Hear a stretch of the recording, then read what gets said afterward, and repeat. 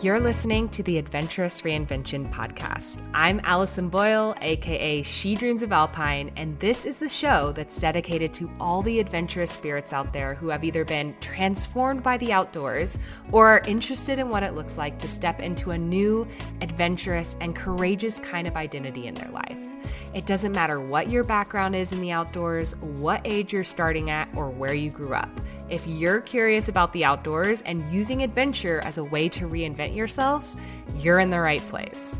I'll be sharing all kinds of personal adventure stories, lessons I've learned from the mountains, teaching what I know about the outdoors and leadership, and interviewing some amazing adventurous women all along the way. I've been coaching women on becoming safe, confident, and self-sufficient backpackers and leaders of their own adventurous lives since 2018, and I know exactly what big fears and self-doubts can pop up along the way. I have so much to share with you, so let's dive in. All right. Hello, my friends, and welcome back to the Adventurous Reinvention podcast. Now, today's episode is one I've been wanting to record for a really long time because I believe it deserves a place on this feed to come back to as a resource for women time and time again who get asked this question, okay? Because there is a question that comes up over and over and over again in my community, in my DMs, in the comments of basically every social media post or Facebook ad I've ever made at She Dreams of Alpine when we talk about solo hiking or solo backpacking. And I think it's time we just have a place where we talk it out and we lay out some real expert-backed information. So the question is, as you can probably tell from the title of this episode, is should I carry a gun? And look, if you have spent any time in the outdoor forums or Facebook groups or Reddit threads or anywhere on the internet as a woman who hikes solo or is interested in hiking solo, then you probably already know the drill. If you post a question about solo hiking or solo backpacking, or you mention you are going, you will within a few minutes probably get a comment back or reply back from some guy, usually a guy, but not always, but some guy named Mike or Todd who has dropped in with the most helpful advice he could possibly ever offer. And I'm being a little sarcastic here, if you can't tell. And he says, just bring a gun. Like, thanks, Todd. That's super helpful. This kind of advice makes me and my team really angry because it's, I don't know, quite frankly, very lazy advice and often irresponsible. And we get it all the time. And we got so sick of this advice and trying to, because people think that that's the solution and they hear it and it sounds important and it sounds right and it sounds smart, but it's lazy, it's often irresponsible. And we got so fed up with it, we actually put together a whole guide on it, which I'm going to link in the show notes. But essentially, like, to me, this is the outdoor version of like a get-rich-quick scheme. It's like oversimplified, it's tone deaf, it's wildly out of reach and out of touch with the facts. So here's the thing. This kind of advice, it often comes from people, I won't say always, of course, but it often comes from people who don't really hike and backpack. They don't understand the nuances, and they definitely don't get what it's like to be a woman navigating the outdoors alone. And it's not very helpful. It's also not very inclusive, and it's not based in reality. Okay, we're going to talk more about that because I do have experts that I can bring in and give you some facts, some research-based facts on this, okay? Carrying a firearm isn't the empowering, fix-it-all solution that people on the internet want you to believe it is. And I think it's time that we talk about why and have a space for that, okay? So the majority, and something else that I really just want people to know who are listening to this and are exploring this option for themselves, I really do want you to know the majority of experienced solo hikers and experts that we know don't carry a firearm when solo hiking or backpacking, or when they're hiking or backpacking ever. And I think it's really important for people to know that. Like, it's not, I think when you go on the internet, you can feel like from the comment section that this is the normal thing, and it's just not, in my experience. But here's what I actually kind of want to talk about today, because I don't think should I carry a gun is really the deeper question that most people are asking, if they are asking it. I think the real question, the one that's underneath the gun question, is, am I safe enough to do this alone as a woman? That's what most everyone is actually asking, right? And if you're new here, you're new to the podcast, I'm Allison. I teach women how to become safe, confident, and self-sufficient backpackers and hikers, whether that's with a group or going solo. Again, I say this 1,000 times on the podcast in different episodes, but I always think it's important to reiterate. I always think going solo is a personal choice. It's not some accolade that you have to like tick off to be considered a hiker or backpacker. It's just genuinely something that many women and men that I know want to do. And we should empower ourselves to be self-sufficient, have our own backs, be fully prepared if we are going to take that on. But it's always, always a personal choice. And I've been teaching this since 2018. And I've personally worked with thousands of women through our programs. Our core program is called the Backpacking Badass Program, but we always host really big free events throughout the years. And so we've worked with, probably well over 50,000 women in different capacities. And I have watched the fear that women carry into this space up close for many years. And it's never just one simple fear. It's never like, black and white. It's never simple. It's the fear of running into a man on the trail with bad intentions. It's the fear of being vulnerable or being alone or having no one there if something goes wrong.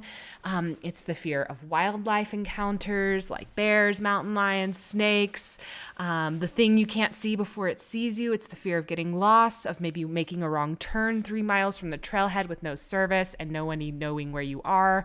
And then underneath all of that, underneath every single practical fear is the fear of like, I'm scared I'll bail on myself again, that I won't do it, that I'll let fear make the call the way it always does. I'll stay home and I'll never actually go do the things that I say I want to do. So when somebody asks me, should I carry a gun, or they make that comment, I hear all of that. Like I hear the whole question, like the fear underneath the fears, okay? And today we're going to answer a lot of it for real, like with actual expert-backed information, actual research, and some real talk about what actually keeps you safe out there. Now, before we dive in, I do want to make sure that you know about something that is happening in literally a week, like a week from this being published. Our 2026 Solo Hiker Summit is taking place June 3rd, 4th, and 5th, and it's completely free to attend live. We also have free 24-hour replays of every single session. So this is our annual free virtual event where we bring together some of the most incredible women in the outdoor safety and adventure space, and they teach you exactly what you need to feel confident, prepared, and ready to go out there solo if that is something you choose to do. And at minimum, it helps give you that information to navigate that choice, right? And I have to tell you, this year's lineup is exceptional. It always is, but it is again, okay? I'm not tooting my own horn, but we brought an amazing group of women and some amazing topics. So we have this whole summit is women-led, real experience, real talk from experts who actually spend time, lots of time out in the wild, solo or in groups. This is not armchair advice. It is not the internet comment section. It is not, those comments from Todd with the no profile picture. All right? This is real expertise. 2 of the speakers that I'm going to reference a lot in today's episode are Nicole Snell from Girls Fight Back and Kim Titchener from Bear Safety and More. These are 2 women you should definitely be following if you aren't following. And they're both presenting at the summit this year. So if what you hear today lights something up for you, the summit is where you're going to even take all this information even deeper. So if you want to register, do that now. This is happening soon. Go to shedreamsofalpine.com/summit. And you can sign up and grab your free spot. And I will also put the link in the show notes as well. All right, so let's dive into the meat of today's episode. And the first thing I want to do is address this directly because I'm not going to dodge it. And I'm not here to shame you if this is something you've seriously considered, or if you already carry. This is not to be shaming people who carry or want to carry. We put a lot of thoughts about like if that's a choice you want to make in our free guide that's linked in the show notes, about what you should consider and like the amount of time and training and stuff that you should put into it if you do. But this is not meant to be a political conversation.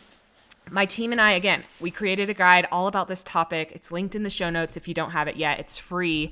That guide says it right up front. If you have extensive training and carrying a firearm makes you feel safe and it makes you feel confident and you're allowed to take it into the spaces that you're going into, that is 100% your right and your choice to make, okay? So what I'm here to do today is give you real information so that you can make the choice with your, eyes wide open. Because here's what I've seen over and over and over again. Most people who suggest this, just bring a gun advice, haven't thought through past the suggestion. Again, a lot of these people that give this advice, they're not out there doing this thing. They're just like, this sounds like the smart thing.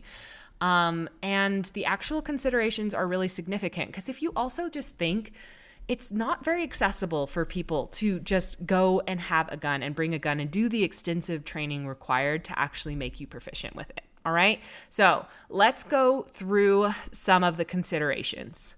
The first one is legality. Guns are actually prohibited in many national parks, many state parks, and many wilderness areas. Some countries don't allow firearms at all. So if you're planning international adventures, and if you're listening to this, you probably are. We are the kind of people who love to travel. We love to adventure in all kinds of spaces. This becomes immediately limiting. Like if you feel safe because you have this one thing and then you find out you can't bring it and now you feel less safe than if you had never relied on it in the first place, that becomes kind of like a dependency problem, not a safety solution. Number 2 is training. And I cannot stress this enough. A weapon you are not extensively trained to use in a dangerous situation to you, not a tool is not a tool for your protection. All right? So we're not talking about going to the gun range a few times and knowing how to shoot your weapon. We're talking about having dozens of hours minimum of high stress scenario training, because what actually would happen to your body in a real threat situation is that adrenaline floods your system. And when adrenaline floods your system, physiologically, not theoretically, is that it shuts down your logic and your reasoning and it tanks your fine motor skills. So things like typing a password or fumbling with a safety or depressing a trigger, these all become significantly harder under stress. Even law enforcement officers and people who train for this constantly as their literal job, we know of situations where things didn't go as planned. So the range practice that you did on a calm Tuesday afternoon is not the same experience at all. Number 3 is the escalation factor.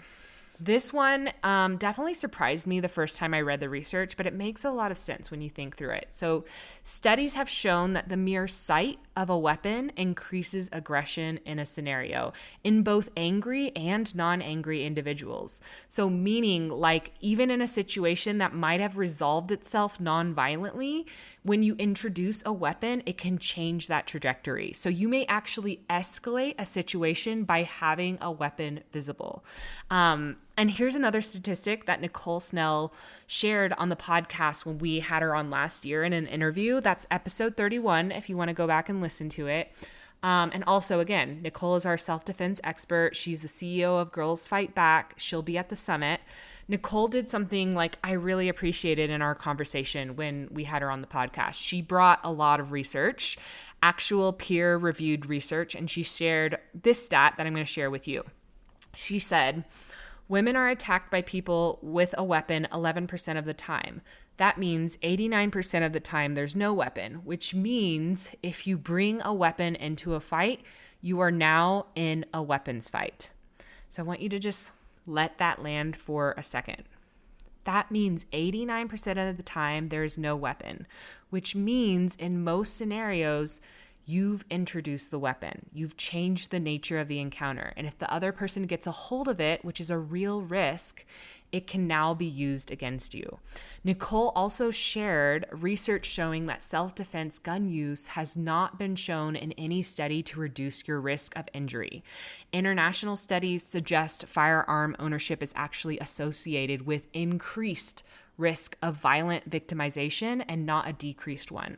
And gun ownership is, in many cases, like rooted in fear and not in a realistic assessment of actual risk. Now, look, of course, there are going to be edge cases, like there are situations where somebody has successfully used a firearm in self-defense. Of course, those happen. But according to my conversation with Nicole in episode 31, they occur in fewer than 1% of contact crimes. 1%. And the part that nobody really talks about is also the moral weight of it all. Like, it's really important to sit with this question. Are you prepared, genuinely prepared to make a lethal decision in a moment of genuine threat? With your adrenaline maxed out, your fine motor skills shot, and your logical brain offline. And then potentially deal with the legal and emotional aftermath of that decision. Because that's the full picture.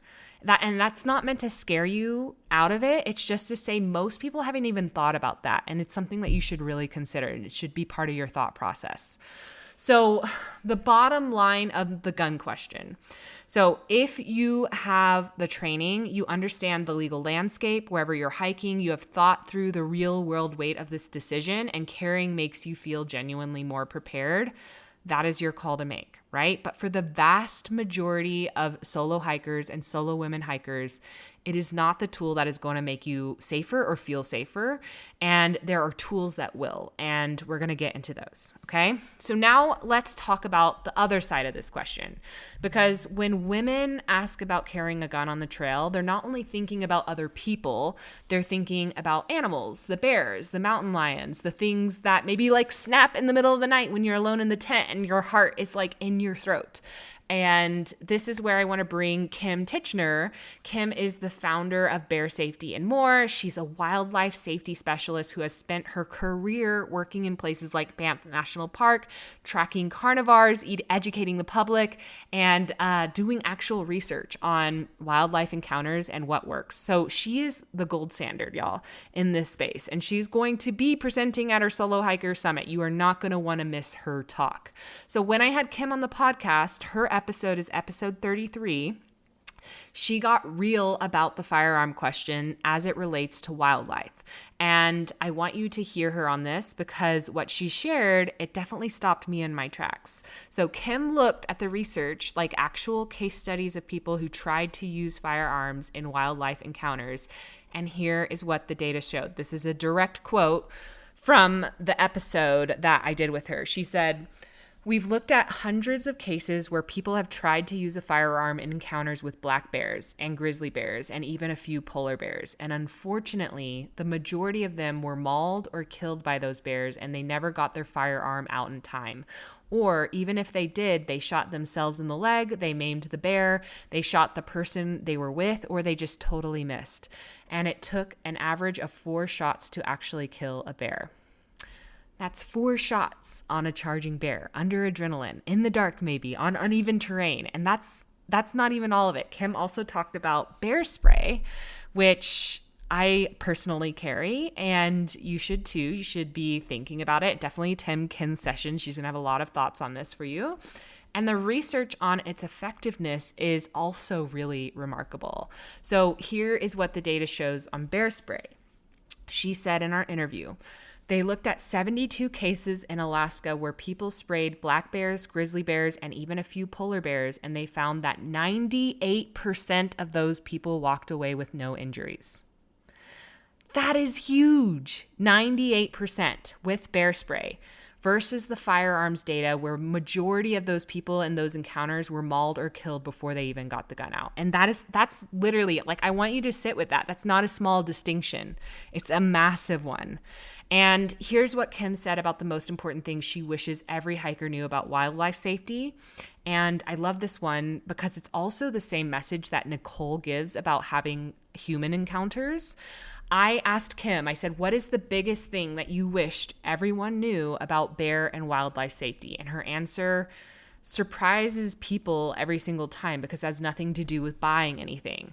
And this is, again, direct quote. She said, "I wish people knew that the most important tool we have as human beings is our voice.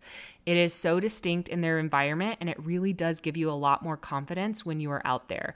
The number one reason we let out hoops and hollers every couple of minutes is to let bears and other animals know that we are human beings. These are risk-averse species, and they're likely going to want to move out of your way." So your voice, that is your number one tool. Again, Kim and Nicole have both said this in their interviews. And it's not just for wildlife, but prevention is the whole name of the game here. And that's something that I talk a lot about too in our programs. Kim shared that the number one cause of large carnivore attacks on people is actually leaving children unattended, and the second is letting your dog off leash.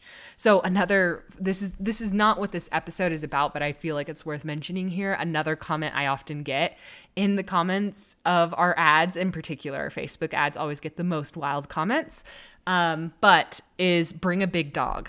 Like that simple. No other explanation or add-on, as if like a dog was just naturally trained to be your guardian, right? And it's lazy, and it's most likely irresponsible advice, right? So many people who let their dog off leash, she talks about this a lot at her presentations, but they run off and they end up bringing wildlife back to you. That is a really common reason for having attacks on people.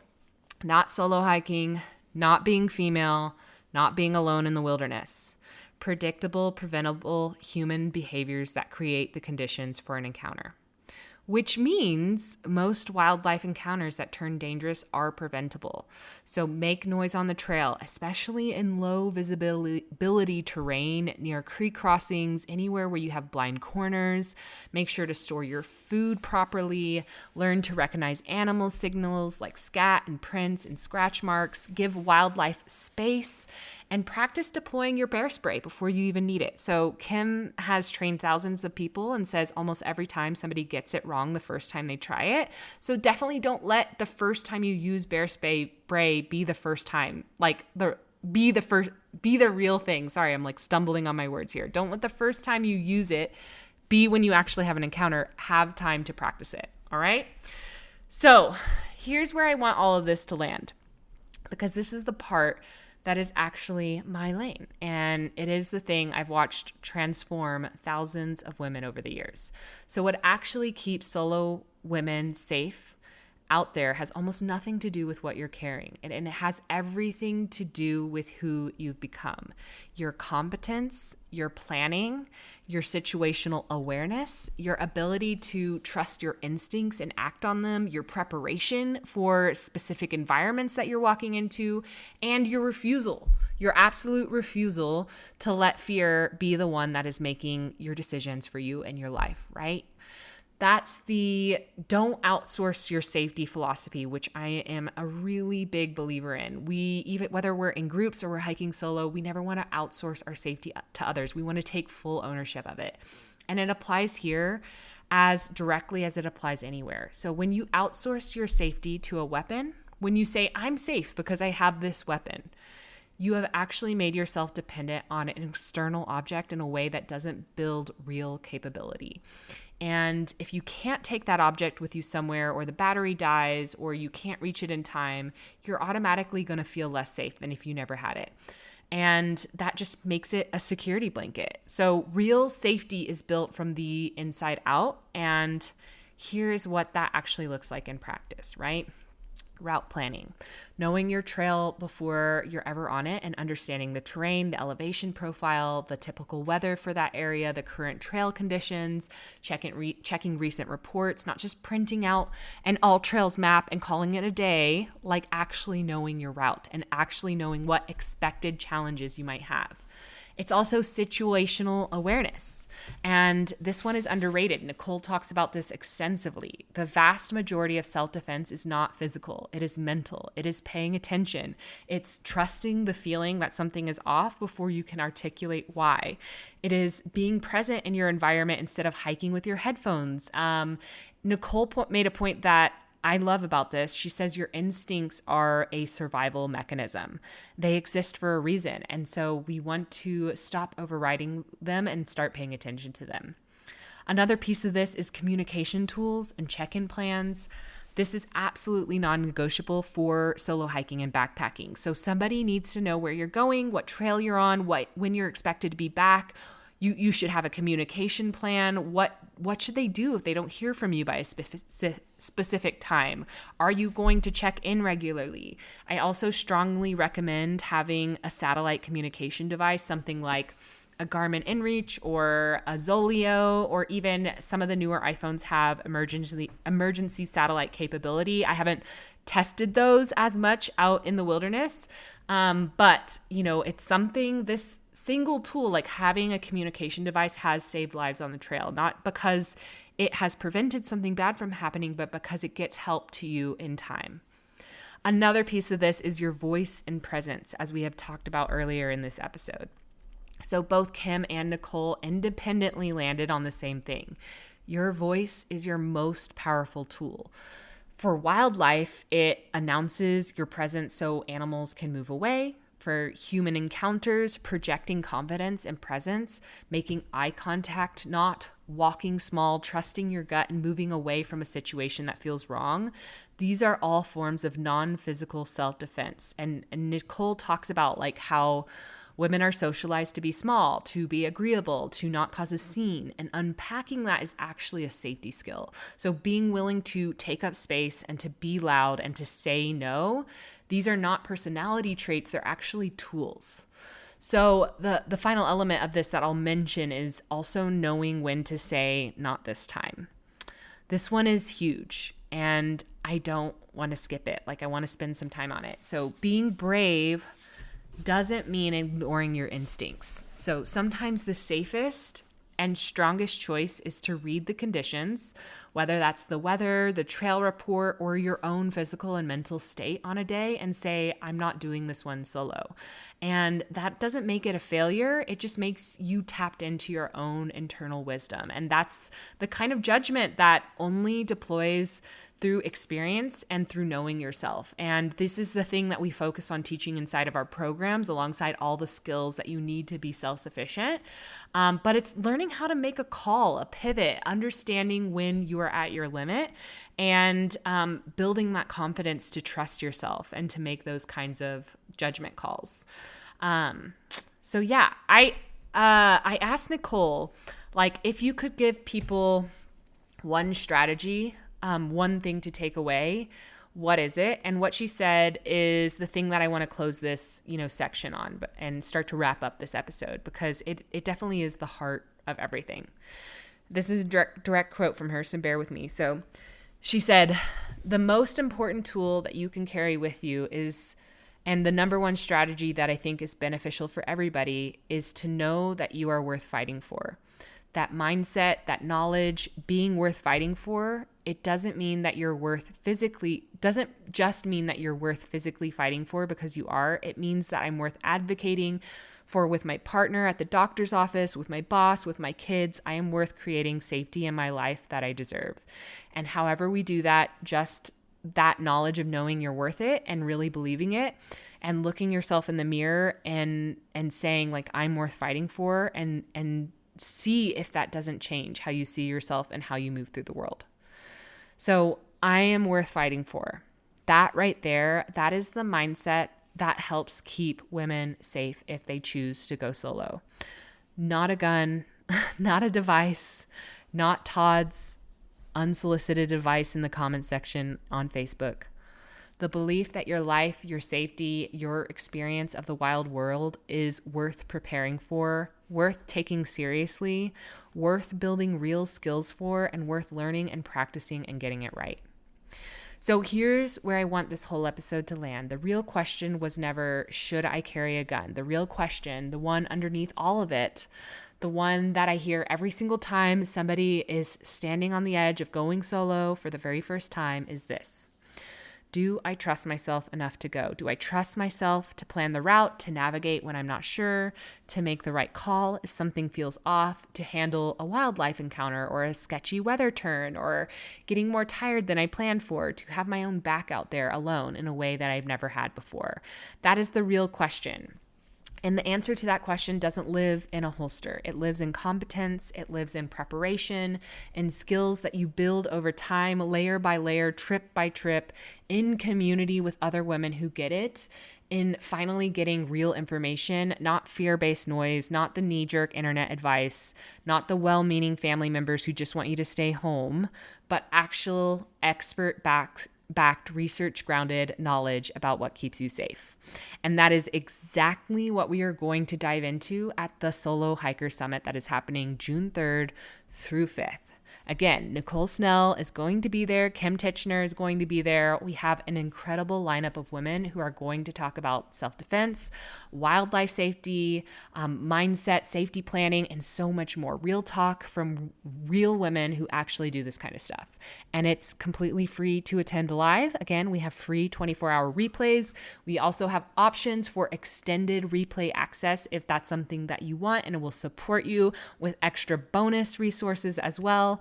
And it is genuinely one of the best investments of 3 days that you will make this year if solo hiking and backpacking is calling your name. And I really want to help empower you to bring that forward into your life confidently instead of feeling like you're doing it from a place of fear and just overwhelming nervousness. Okay. So go to shedreamsofalpine.com/summit and you can grab your free spot, and I'll put the link in the show notes again, and I hope to see you there. It's going to be a great time. All right? Okay, my friends, I hope you enjoyed this episode, and I will talk to you next time. Bye.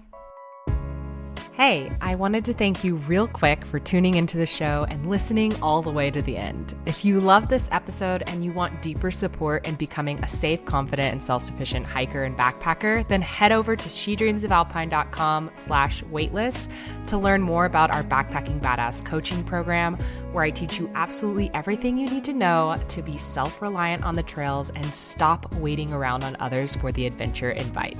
So I'd love to help you more in your journey of stepping into your adventurous identity, and that program is the absolute best place for us to start working together. So again, that's shedreamsofalpine.com/waitlist, and you can learn all about it there. So that's it for today, folks. I hope you get to spend some time outside this week, and I'll be back very soon with a brand new episode. Bye.